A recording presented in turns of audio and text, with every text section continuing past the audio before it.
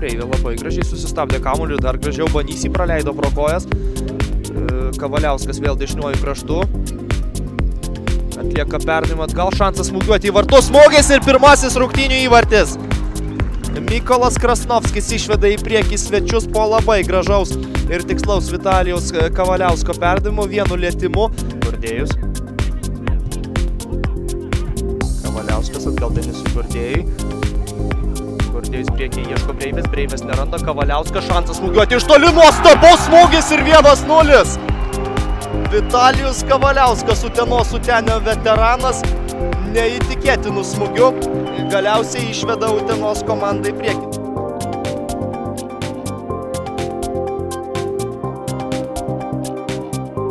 Sarmondas Breivė baudos aikštelėje, Savosto smūgis ir 2-0.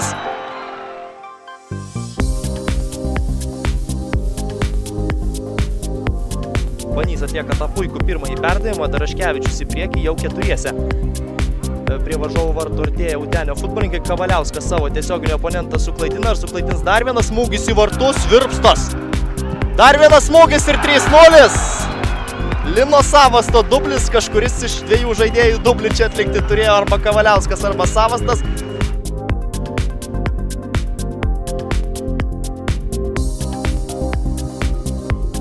Į baudos aikštelę Breivė ir 4-0.